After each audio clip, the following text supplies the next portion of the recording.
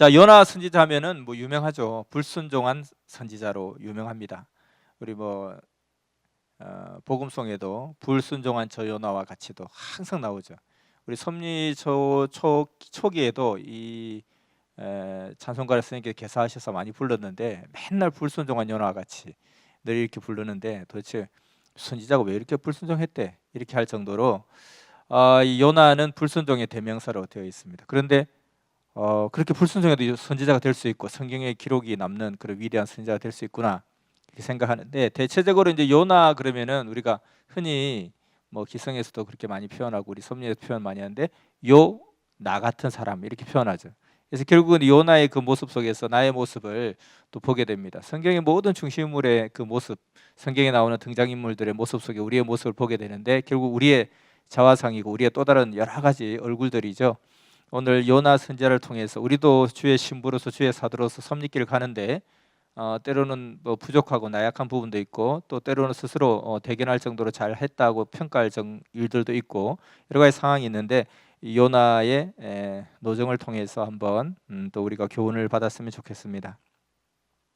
요나는 아미떼의 아들이다 이렇게 표현되어 있고요. 그 외에 요나에 대한 기록이 설명이 잘 되어 있지 않습니다. 근데 이제 그 아미떼의 아들 요나 이렇게 요나를 표현하는데 아미떼라는 그 아빠의 이름, 아미떼라는 뜻은 아멘과 같은 어떤 단어에서 파생된 단어입니다. 그러니까 아멘의 뜻이 뭐예요? 진실로 그렇습니다. 진실로 그러하나이다. 이거잖아요. 그러니까 결국은 이게 이제 신앙의 가문에서 자랐다 이렇게 표현할 수 있죠. 만약에 그 사람의 그 사람이 그 이름이 뭐 모세다, 사무엘이다, 다윗이다 이렇게 하면 뭐 기독교 집안이구나 이렇게 생각하겠죠. 뭐 불교 집안에 그런 이름을 지을 리가 없죠. 그래서 제가 들었는데 누구는 자기가 자랄 때 초등학교 때 같은 반에 강모세가 있었대요. 근데 강모세인데 그렇게 공부를 못했대요. 공부를 거의 반에서 꼴찌하고 코를 찔찔 흘리고 막 그렇게 하는데 아빠가 큰 교회 담임 목사님이었나 봐요. 그래서 강모세라고 지었죠. 그래서 선생님께서 항상 모세야, 모세야, 네가 이렇게 멍청해가지고 어떻게 백성들을 구원하겠니? 그런 이야기를 많이 했다 그래요. 그러니까 이게 모세 이렇게 하면 벌써 이 집안이 벌써 기독교 집안이구나. 근데 보통 기독교 집안이 아니구나 이렇게 생각하듯이 이 요나는 그 아버지 이름이 아미떼, 아미떼는 아멘이라는 뜻을 가진 그런 단어. 그래서 신앙의 가문이다 이렇게 할 수가 있습니다. 요나의 시대 배경은 북이스라엘 여로보암 때, 여로보암 왕 때 이야기입니다. 거의 뭐 지금 소선지서를 보면 거의 비슷한 시대에 비슷한 왕조 때 대부분 집중되고 있다는 걸 알 수가 있습니다. 여로보암 왕 많이 들어보죠. 아주 그냥 극적인 전성기를 이루었으나 그 이후에 여로보암 왕 사후에 얼마 되지 않아서 나라가 멸망하는 그런 상황들을 보게 됩니다. 자, 요나는 그럼 요나라는 이름의 뜻은 무엇일까 했을 때 비둘기라는 뜻이 있대요. 근데 이 비둘기는 기쁜 소식을 전하는 비둘기잖아요. 그런 의미를 가지고 있습니다. 자, 요나서의 전반부의 핵심, 전반부의 기록 계기를 보면 이렇게 표현할 수 있습니다. 하나님께서 너는 일어나 큰 성 니느웨로 가서 외쳐라. 그 악독이 내게 상달하였음이니라. 이제 핵심 메시지는 일어나 가서 외쳐라 이 내용이었습니다. 일어나라는 거죠. 그 자리에 안주하지 말고 그 자리에 있지 말고 일어나라. 우리에게 하시는 말씀입니다. 요 나에게 하는 말씀이죠. 우리가 현재의 삶에 안주하지 말고 일어나라. 그리고 일어났으면 이제 가서 외쳐라. 근데 이때 요나의 반응은 어땠을까? 요나의 반응은 그러나 요나가 이렇게 성경은 표현하고 있습니다. 하나님께 이렇게 막 뜨겁게 외쳤는데 그러나 요나가 뒤에 점점점 이렇게 나가는 거죠. 자, 하나님의 말씀 앞에 우리가 그러나 이렇게 응답하지 않는가 생각을 해볼 필요가 있습니다. 여기에 요나의 비극이 이제 시작되는 것이죠.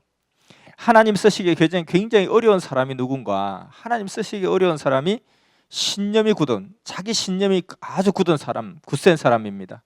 요나는 내가 니느웨만큼은 절대로 안 간다 하는 자기 철학이 있었습니다. 하나님 쓰시기에 좋은 사람은 하나님 말씀하십시오. 언제든지 제 생각을 바꿀 용의가 있습니다. 이렇게 응답할 준비가 되어 있는 사람이 하나님 쓰시기에 아주 좋은 사람입니다. 그런데 요나는 그러하지 못했죠. 그래서 그러나 요나가 여호와의 낯을 피하려고 일어나 다시스로 도망가려 하매 다시스로 가려고 선가를 주고 배에 올랐더라. 이제 배값을 지불하고 배에 오른 거죠. 그리고 나서 이제 하나님이 혹시 자기를 보실까봐 그 배의 가장 밑에 선실에 가서 아예 그냥 잠도 안 오는데 무조건 자려고 막 애를 쓰면서 무조건 자버립니다. 그러니까 하나님께서 찾기 어렵게, 하나님께서 딱 하늘에 내려다 보이는데 배 위에 사람들이 다 보이는데 요나가 안 보이는 거예요. 그래서 예를 들어서 뭐 한 지하 3층 정도에서 자고 있는 거예요. 그래서 안 보이는 거죠. 또 보이더라도 자꾸 이렇게 하나님이 신호줄 때 자기가 그걸 갖다 외면할 수 없으니까 그냥 자버리는 거죠. 이렇게 요나의 마음을 표현하고 있습니다. 될 수 있으면 가장 멀리 떠나기 위해서 배를 탔고, 그리고 그게 배 중에서도 가장 밑에 들어가 있었고 거기에서 잠을 자고 있는 이런 모습, 이것이 때로 우리의 삶 속에서도 이러한 모습들을 보게 될 때가 있습니다. 그런데 이렇게 하나님을 피한다고 해서 피해지는 것이 아니라 괜히 하나님을 피해봤자 돈 낭비, 시간 낭비에 불과할 때가 많습니다. 그래서 하나님을 피하는 게임을 하지 말자 하는 것이죠. 하나님과 의논하지 않고 계획한 사업, 하나님과 의논하지 않고 계획한 것들, 모든 것이 낭비라는 것이죠. 그래서 예수님도 말씀하시기를 너희가 나를 떠나서는 아무것도 할 수 없느니라 이렇게 했습니다. 우리도 항상 그래서 늘 모든 일을 주와 상의할 수는 없잖아요. 다 일일이 뭐 보고한다 해서 다 전달되는 것도 아니고. 그래서 그럼 어떻게 하죠? 그래서 항상 주께서 늘 하신 말씀을 가지고 그 말씀에 기반하여 자기의 양심과 함께 판단하고 또 기도하면서 의논하고 말씀으로 다시 정리하고 이러면서 행하는 모든 것이 주와 함께 행하는 것이 되겠죠. 자, 요나의 그 죄악의 근원은 불신앙, 불순종이었습니다. 그런데 하나님은 이런 요나를 버리지 않으셨어요. 하나님은 요나를 버릴 수가 있었지만 그러나 하나님은 요나를 버리지 않고 그를 추적하십니다. 그래서 요나가 배를 타고 멀리 도망가는 것을 아시고 도망을 못 가게 태풍으로 배가 거의 깨질 뻔하게 태풍으로 때려버립니다. 자, 여기서 하나님의 세 가지 모습을 볼 수가 있죠. 하나님은 첫째는 요나의 모든 것을 아시는 하나님입니다.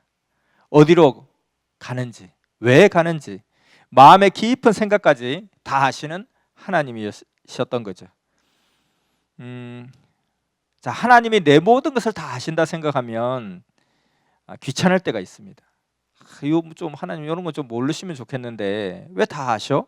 내 마음대로 살고 싶은데, 내 뜻대로 내 마음대로 살고 싶은데 하나님이 다 하신다 하니까, 하나님 다 보신다 그러니까, 끝까지 추적하신다 그러니까 굉장히 거추장스럽죠. 부담스럽죠. 그런데 내가 인생의 절망의 밤을 맞았을 때, 고독한 밤을 만났을 때 내 모든 것을 다 아는 어떤 존재가 있다는 것이 얼마나 큰 축복인지를 그때 비로소 느끼게 됩니다. 하나님은 이와 같이 모든 것을 아시는 하나님, 나의 모든 것을 아시는 하나님, 이렇게 하나님의 모습을 볼 수 있고, 두 번째는 어디에든 계시는 하나님. 그래서 내가 멀리 가는 배를 타고 그 배의 가장 밑에 선실에 들어가고 거기서 내가 의식도 없이 눈을 감고 잠을 자고 있어도 하나님은 그 모든 것을 감찰하시고 어디에든지 하나님은 같이 계시더라는 거죠. 그래서 시편 139편 8절에서 10절까지 보면 이런 말이 있죠. 다윗의 고백입니다. 내가 하늘에 올라갈지라도 거기 계시며 내가 새벽 날개를 치며 바다 끝에 가서 거주할지라도 거기서도 주의 손이 나를 인도하시며 주의 오른손이 나를 붙드시도다. 이렇게 이야기하죠. 내가 뭐 하늘 끝에 올라가도 그 하나님 계시고 바다서 깊이 들어가도 거기에 또 하나님 계시더라는 거예요. 어디든지 계시는 하나님, 우리가 그 하나님을 늘 찾고 부르고 동행하고 대화하는 그런 삶을 살아야 되겠습니다. 자, 내 범죄의 현장에도 함께 계시고 내 불순종의 현장에도 하나님은 함께 계시고, 내가 무력해질 때마다, 내가 연약해질 때마다 하나님이 거기에 계시다는 것은 아주 커다란 축복일 수 있다는 것입니다. 자, 세 번째 하나님의 모습은 전능하신 하나님께서 이와 같이 요단을 추적하신다는 거죠. 자, 배가 침몰하려고 하자 이제 모든 뱃사람들이 다 배에 있는 물건을 내던지기 시작합니다. 배가 무거우면 가라앉으니까 물건을 제일 먼저 집어 던지죠. 그러다 나중에 안 되면 사람이 이제 바다로 뛰어들어야 되겠죠. 자, 이렇게 내던지다가 이제 분명히 우리 가운데 뭔가 신이 노하신 일이 있어서 그럴 것이다. 여기에 부정탄자가 있다. 이렇게 뱃사람들은 생각을 하죠. 그래서 물건을 다 집어던져도 바다가 잔잔해지지 않고 배가 위험에 처하자 이제 모든 배에 있는 사람들을 다 불러 모으게 됩니다. 그래서 지하 저 밑에 선실에 자고 있던 요나도 이제 깨워지고 부름을 받아서 다 배에 있는 사람들이 모이게 되죠. 자, 이와 같이 이 요나는 아주 배의 가장 밑에서 잠자고 있었지만 전능하신 하나님은 거기까지 다 추적해 내시더라는 것입니다. 우리도 이와 같이 어떤 삶 속에서 내 양심을 마비시켜 놓고 잠드는 거죠. 거짓된 평안을 구하는 때가 없는지, 거짓된 평안에 안주하고 있는 것은 아닌지. 지금 요나가 잠들어 있는 것은 아주 피곤한 자에게 안식을 주는 잠이 아니라 현실을 막 회피하려고 억지로 잠을 자는 거죠. 거짓된 평안, 거짓된 안식이죠. 이것이 나의 자화상이 아닌가 생각을 하게 됩니다. 자, 그래서 하나님은 그렇게 멀리 갔다고 했던 요나를 끝까지 바로 옆에 추적을 하시죠. 자, 모든 사람을 다 불러 모으고 나서 이제 누가 원인인지, 도대체 어떤 사람이 부정한 사람인지를 이제 찾아내야 되는데 그 방식이 제비뽑기를 하는 거죠. 뭐 사다리 타기일 수도 있겠고요. 제비뽑기의 의미는 뭘까? 이것은 하나님의 뜻에 맡긴다 하는 그런 의미입니다. 인간의 어떤 지혜, 요령, 판단 뭐 여기에 의해서 승부가 나는 것이 아니라, 정해지는 것이 아니라 오직 하나님의 뜻에 맡긴다, 이런 의미죠. 근데 딱 요나가 뽑힌 거예요. 그래서 이제 선장이 그런 이야기 하는 거예요. 도대체 너는 누구냐? 우리가 그동안 알지도 못했고 보지도 못해. 이 바다가 풍랑에 이 죽음의 직전에 이 요동칠 때까지 너는 보지를 못했는데 갑자기 어디서 그냥 못 보던 사람 하나를, 근데 보니까 잠자고 있었다 그러고, 근데 불러냈는데 네가 딱 걸리니까 너 도대체 넌 누구냐? 이렇게 물었던 거죠. 그러니까 요나가 자기를 소개할 때 나는 여호와를 경외하는 자입니다, 그렇게 이야기하는 거죠. 그래서 이제 여기 배에 있는 사람들은 여러 가지 신을 섬기는, 각자의 신을 섬기는 사람들이 많이 있었어요. 근데 여호와가 누구냐? 그건 무슨 신이냐? 이렇게 물었죠. 전능하신 창조자 신입니다. 그런데 너가 왜 이러한 일을, 이 제비뽑기에 네가 걸렸을까? 너가 왜 부정한 일을, 어떤 부정한 의미로 너가 뽑힌 거냐? 사유가 뭐냐? 하니까 내가 여호와 하나님의 명을 어겼습니다. 그러니까 사람들이 깜짝 놀라고 심히 두려워했다 그랬습니다. 아, 그 신의 명령을 네가 거부함으로 이 사단이 우리가 났구나. 왜 그랬냐? 이렇게 다그치게 되죠. 그때 요나는 진실로 회개하며 고백을 합니다. 내가 하나님의 명을 어겼나이다. 그러니 나를 바다에 던지소서. 나 때문에 그러합니다. 그러면 이 배가 잠잠해지고 파도와 풍랑이 잠잠해질 것입니다. 이렇게 회개하고 고백을 합니다. 그런데 그렇게 회개하고 고백하는 그 순간부터 하나님의 새로운 역사를 시작하시더라는 거죠.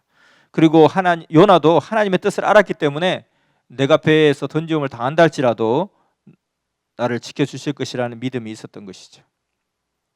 그래서 요나는 하나님, 이들에게 재앙을 거둬주십시오 하고 뛰어듭니다. 뱃사람들이 각기 자기의 신을 부르며 재앙을 피하기를 구했으나 결국 하나님만이 주관자임이 드러나게 된 것이죠.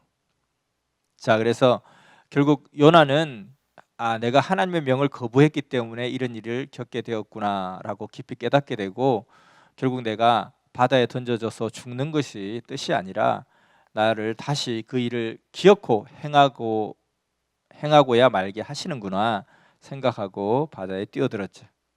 근데 사실은 이제 불순종한 요나같이, 요나는 왜 이렇게 불순종했대? 왜 그랬지? 진짜 이렇게 생각하는데 이 모든 일에 다 이유가 있지 않을까요?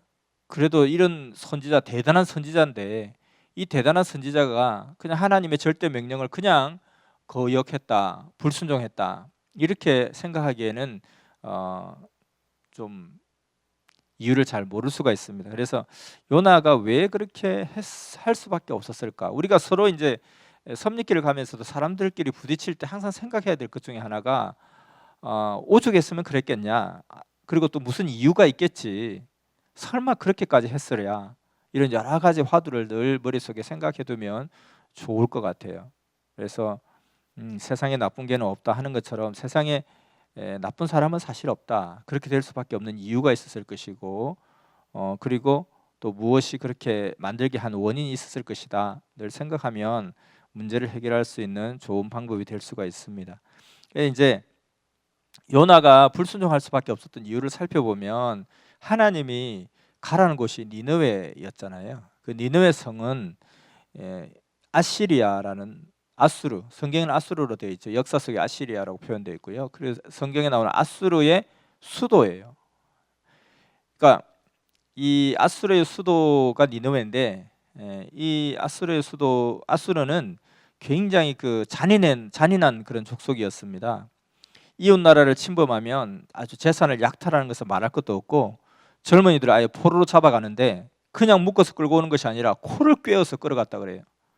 반항하는 자가 있으면 그 끌려가는 중에 반항하는 자가 있잖아요. 산채로 사막에 묻어버린대요. 그리고 얼굴만 딱 땅 위로 나오게 한대요. 그러면 어떻게 되냐면 햇빛에 얼굴이 타서 죽게 되죠. 그러고 나면 이제 새들이 와서 쪼아먹게 됩니다. 이렇게 잔인했기 때문에 아수르 사람들이 쳐들어온다 이렇게 했을 때 한 마을 사람들 전부가 스스로 목숨을 끊는 일도 있었습니다. 두려움과 공포 때문에. 왜냐하면 포로로 잡혀가서 그 고통을 당하느니 차라리 죽는 것이 낫다고 생각한 거죠. 근데 하나님께서 이 아수르의 니느웨 성을 심판하려고 한다는 거예요. 40일 후에 멸망시키겠다고. 그러니까 요나야 네가 가서 그들을 구원해야 되지 않겠니? 라고 하는데 사실 이스라엘 사람들에게 이 니느웨 사람들은 철천지 원수인데 그리고 실제로 얼마 뒤에 수십 년 뒤에 아수르에게 북이스라엘이 멸망을 당하잖아요. 그러니까 아수르가 북이스라엘을 멸망시키기 전에 이미 오래전부터 수십 년 전부터 이렇게 약탈 행위를 해왔던 거죠. 굉장히 그냥 철천지 원수죠. 예를 들어서 우리가 일본에게 1905년도에 국권을 뺏길 때 그 전부터 한 20년 30년 전부터 1876년 강화도 조약 때부터니까 따져보면 한 30년 전부터 계속해서 일본한테 오랜 고통을 당해왔잖아요. 그래서 철천지 원수처럼 생각했던 그런 상황이었겠죠. 그때 구한말 때를 생각해 보면 이스라엘과 아수르 관계를 알 수 있고요. 그러면 우리가 뭐 일본 사람은 지금도 사실은 감정이 안 좋잖아요. 쪽발이라 그러고 일본하고는 가위바위보 무조건 이겨야 된다 그러고 하는데 지금 이미 광복 70년이 지나고 75년이 지나고 했는데도 지금도 그런데 그때 당시에는 얼마나 극심했겠습니까? 그런데 저 일본이 동경이 하나님의 대심판을 받게 되었다. 그런데 어떤 내가 민족주의자인데 아주 민족을 위해서 굉장히 깨어있는 사람인데 가서 네가 저 동경 사람들을 구원해야 되지 않겠냐 하는데 쉽게 되겠냐는 거예요. 아니 하나님 그냥 박살내고 망해야죠. 우리가 하나님 백성들을 저렇게 괴롭히는데 하나님은 저들을 갖다 박살내지는 않으시고 가서 구원을 하시라니. 아니 우리 이스라엘 민족들이 그렇게 처참하게 당하는데 그렇게 정말 비참하게 당하는데 그거 막아주시질 않고 저들을 갖다 가서 구원하라니. 그건 아니죠. 하나님의 명령을 거부했던 이유가 바로 여기에 있습니다. 근데 하나님은 이처럼 악행을 일삼고 하나님의 백성을 괴롭혔던 니느웨 백성들이지만 하나님은 저들을 심판하기보다는 구원하기를 원하셨던 것이죠. 그래서 선지자 요나를 통해서 저들의 구체적인 죄를 지적하고 심판을 예언하심으로 회개할 기회를 주시고자 하셨던 것입니다. 그냥 심판하지 않으시고 죄가 있지만 회개하면 용서하시려고 선지자를 보내서 경고하시는 것입니다. 자, 그래서 요나는 사실 니느웨 성에 가서 외치기가 싫었어요. 니느웨 성이 망하는 꼴을 보고 싶었던 거지. 그 니느웨 성을 왜 구원해줘요? 하나님 진짜 우리 백성들이 그렇게 당할 때는 그들을 갖다가 막아주지도 않고 저렇게 우리를 악행을 일삼던 저놈들이 죽게 생겼는데 잘 됐지 그러면 그 가서 우리 나보고 외치라니 아유 내가 그거는 진정 못하겠습니다. 이런 마음이 있었고요. 싫었고요. 두 번째는 해봤자 내가 가서 외쳐봤자 저놈들이 하나님의 말씀을 듣고 회개하고 돌이키겠냐는 거예요. 해봤자 아무 의미도 없고 나만 그냥 맞아 죽지 저놈들이 돌이킬 리가 있겠냐. 그랬으면 하나님의 백성들 하나님의 나라를 그들이 와서 그 악행을 행했겠느냐 하는 거죠. 그러니까 어차피 가서 해봤자 아무 소용이 없고 씨도 안 맥힐 거고 또 그리고 솔직히 가기 싫고 그들이 혹시라도 회개한다면 나 너무 싫고 그럴 리도 없지만 근데 왜 나보고 가라 하십니까? 하는 생각을 가지게 되었던 것이죠. 자, 그래서 요나는 안 가려고 했던 거예요. 근데 하나님은 계속 그 요나를 추적하시면서 하나님의 뜻을 관철하시려고 합니다. 그래서 결국 요나도 하나님의 뜻을 거역한 것이 그렇게 마음 편하지는 않았겠죠. 그런데 하나님께서 계속 추적하시는 것을 보면서 내가 하나님의 명을 거역한 건 잘못이지 하는 그런 마음이 자꾸 교차할 거라고 생각돼요.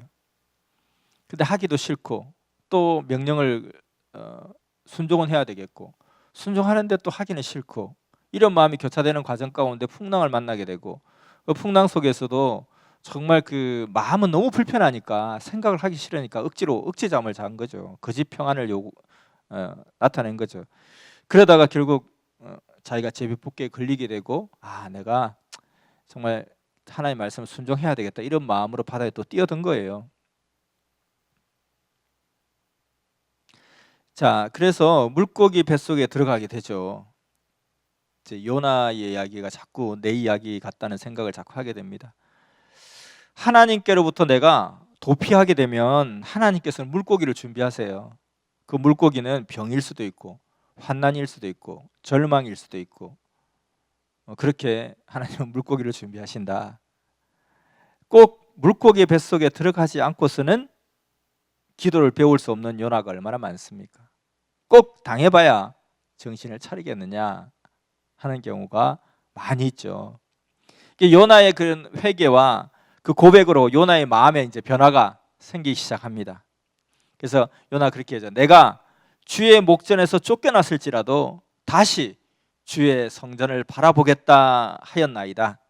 내가 감사하는 주께 제사드리며 나의 서원을 주께 갚겠나이다.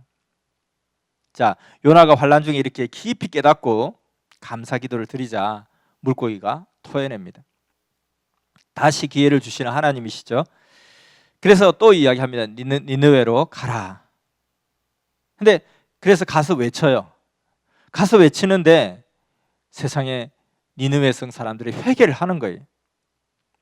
왕부터 굵은 베옷을 입고 제 위에 앉고 모든 백성에게 금식령을 선포하고 여호와 하나님께서 40일 만에 우리의 악행으로 인해서 심판하신다고 하니 백성들아 나와 함께 같이 진심으로 회개하자. 그리고 심지어 자기 집에 기르는 짐승들까지도 금식을 시키면서 전원이 회개를 합니다. 이 하나님은 아주 유명한 구절이죠. 요나서 3장 10절.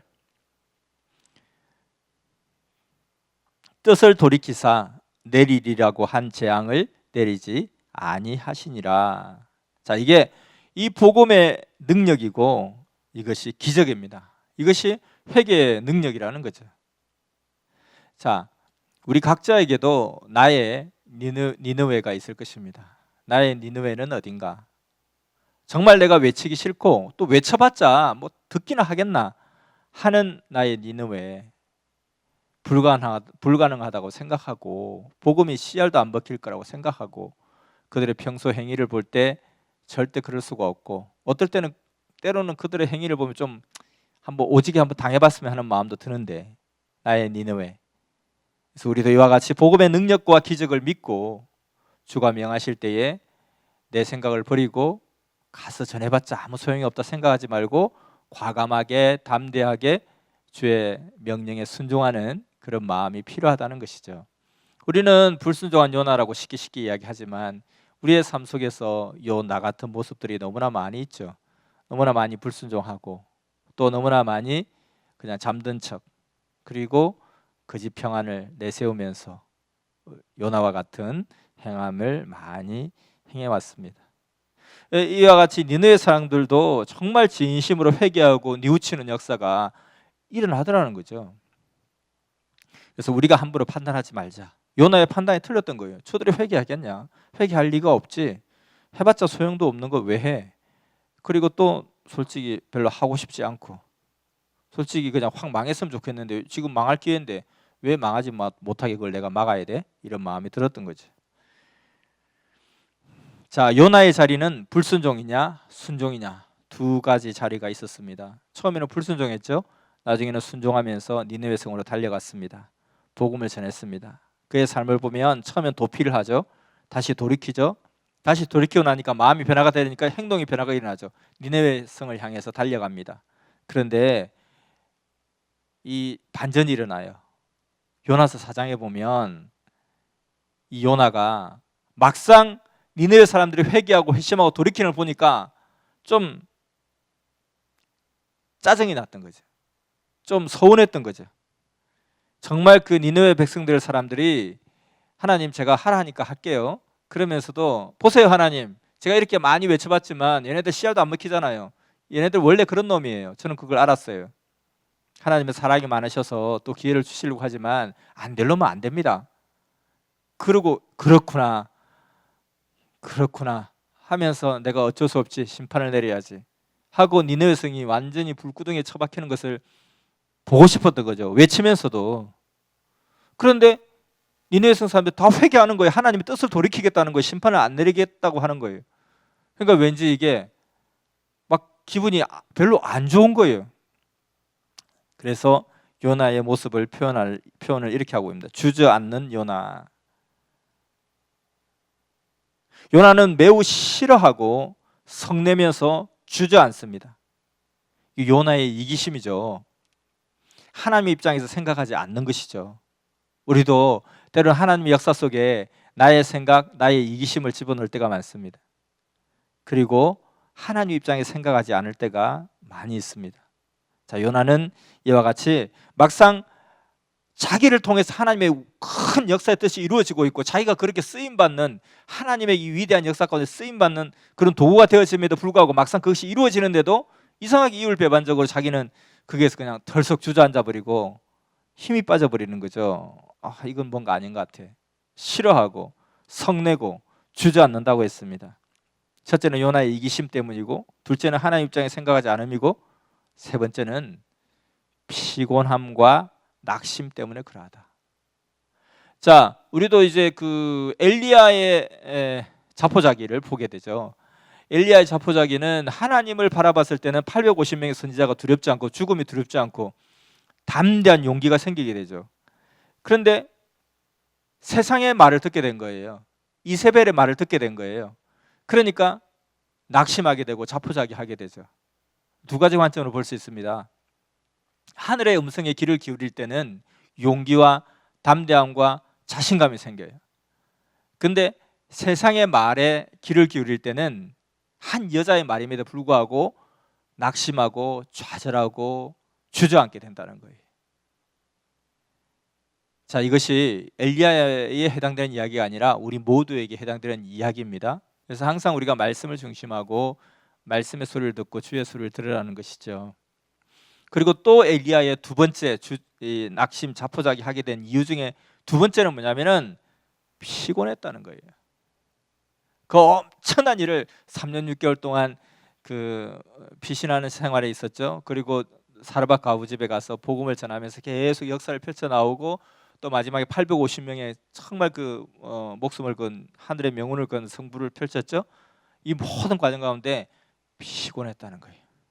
그래서 이게 피곤하다 보면 낙심하기 쉬워요. 그거는 심리적 피곤함도 있을 것이고 육신의 피곤함도 있을 것이고, 그래서 자기 컨디션 관리를 적절하게 잘 할 필요가 있다는 것입니다. 그래서 일꾼의 자리에서 또 사명자의 자리에서 이제는 구경꾼의 자리로 옮겨갑니다. 그래서 주저앉아서 구경이나 하자. 내 일 아니니까 구경꾼의 자리로 가는 것. 우리가 예수님께서도 굉장히 많이 그 세례요한의 관계 속에서 안타깝게 교훈을 주신 것이 결국은 같이 동참하는 자냐, 구경하는 자냐 이거죠. 섭리 역사도 마찬가지로 동행하는 자냐, 구경하는 자냐. 어떤 섭리의 일에 대해서 내가 동행하는 자냐, 구경하는 자냐. 그에 따라서 능력이 달라지고 또 마음이 달라지고 역사가 달라진다는 것입니다. 자, 그러니까 일꾼의 자리, 갑자기 구경꾼의 자리로 돌아오는 거예요. 허탈한 거죠. 왜 안 망해? 사실은 주의 말씀을 순종하면서도 또 그런 기대가 또 있었던 거예요. 우리가 항상 이렇게 정말 우리 속에서 아주 그냥 그 서로 충돌하는 마음이 같이 공유할 때가 있잖아요. 그래서 거기에서 왠지 모르게 분명히 저렇게 저들의 회개하는 것 하나님이 뜻이고 하나님의 뜻이고 내가 그 뜻을 완수하는 것인데 막상 그 완수되는데 내 마음은 그렇게 착잡하고 왠지 짜증이 나고 좀 화가 나고 심통이 나고 주저앉아 있고 그래서 잠이나 자자. 또 자는 거예요. 요나는 아마 이렇게 막 현실 회피할 때 잠자는 걸 잘 택하나 봐요. 그래서 잠을 자고 있는데 잠을 자려고 하니까 저 멀리 니느웨 성이 바라다 보이는 그 언덕배기에서 잠을 자는데 큰 박능굴이 있는 잎사귀 밑에서 잠을 자고 있었는데 자는 사이에 계속 사각사각 벌레가 나타나서 다 갉아먹게 되죠. 그러니까 햇빛이 강렬하게 자기 얼굴 때리는 거죠. 일어나서 그렇게 이야기하죠. 진짜 뜨거워 죽겠네. 잠도 못 자겠고. 그게 또 짜증을 내는 거예요. 이제 계속 짜증난 일들이 계속 연속되니까 하나님이 그러시죠. 네가 수고도 하지 않고 정말 그 걸음도 쉬지 않은 이 박능굴 하나가 없어져도 그렇게 죽겠다고 하는데 저기에 저 니느웨 성에는 좌우를 분별하지 못하는 12만 6천 명의 사람들과 가축들이 있다. 그러니 내가 어찌 저들을 사랑하지 않을 수 있겠냐, 저들에게 기회를 주지 않을 수 있겠냐라고 이야기를 하게 되죠. 그러면서 하나님의 공의, 하나님의 사랑, 그리고 회개가 얼마나 중요한지 이런 부분들에 대해서 또 그리고 우리가 하나님의 몸이 되어서 하나님의 사역을 감당하는 사명자들의 그런 어떤 마음가짐과 자세에 대해서 요나 선지자를 통해서 요나스를 통해서 많은 교훈을 주는 그런 모습들이 있습니다. 그래서 많은 어떤 그 성직자들이 기성의 성직자들도 이걸 막 공감해요. 왜냐하면 자기도 이런 게 너무 많거든. 그러다 보니까 요나에 대해서 나 같은 이렇게 표현을 하죠. 자, 그래서 결론을 보면 마태복음 12장 41절에 보면 이런 말씀하시죠. 예수님께서 이런 말씀하시죠. 악하고 음란한 세대가 표적을 구하나 선지자 요나의 표적밖에는 보일 표적이 없느니라.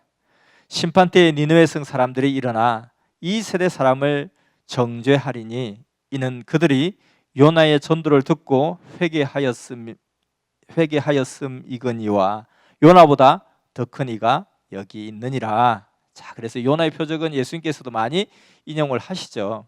시대의 사람들이 예수님께 표적을 구했어요. 근데 예수님께서 말씀하신 표적은 내가 보여줄 표적은 요나의 표적밖에 없다. 자, 요나의 표적은 흔히 사람들이 생각할 때는 물고기 뱃속에 들어갔다 3일 만에 살아난 것이다. 이렇게 이야기하는데 그것이 핵심 의미가 아니죠. 자, 물고기 뱃속에 사람이 들어가 3일 만에 살아났다. 크죠. 정말 크고 의미가 있습니다. 그런데 그게 크냐? 죽을 수밖에 없었던 12만 6천 명의 사람들이 살아난 것이 크냐? 영원한 정죄를 받아야 될 사람들이 구원을 받는 것이 크냐? 12만 6천 명이 어느 것이 크냐? 물고기 뱃속에 살아난 그거 뭐 나하고 무슨 상관이 있어요? 결국은 죽을 수밖에 없는 12만 6천 명이 살아난 게 큰 거죠. 그것이 무엇으로 그렇게 됐느냐? 하나님의 말씀. 하나님의 말씀을 하나님의 사람이 가서 전했을 때에 그런 역사가 일어났지 않았느냐? 요나가 행한 표적이 과연 무엇이 큰 표적이냐? 물고기 뱃속에 살아난 거냐? 아니면 죽을 수밖에 없는 12만 6천 명을 살린 것이냐? 자, 이와 같이 내가 보여줄 표적은 요나의 표적, 즉 말씀의 표적, 그로 인한 구원의 표적밖에 없다. 그것이 핵심이다.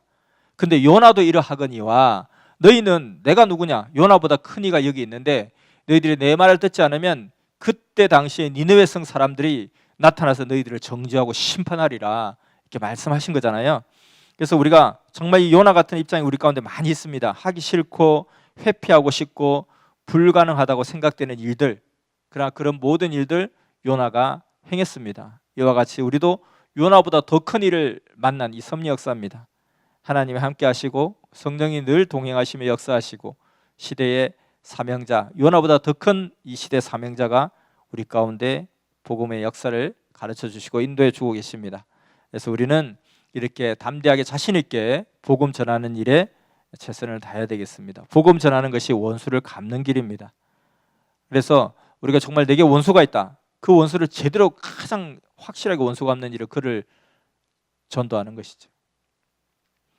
자, 이와 같이 오늘도 우리가 요나 선지자를 통해서 그냥 쉽게 그냥 불순종한 요나 이렇게만 하지 말고 그 요나라는 한 사람을 통해서 우리 가운데 보여주는 우리의 많은 모습들, 그것을 우리가 교훈 삼고 또 그 요나를 통해서 행하신 하나님의 역사하심이 이 시대 우리 가운데 함께하고 있음을 생각하면서 요나의 상황들을 우리가 아마 생활 속에서 이때가 바로 요나의 상황이구나 이렇게 느낄 때가 있을 거예요. 그럴 때 교훈을 받고 우리의 가야 될 길을 온전히 가는 우리가 되면 좋겠습니다.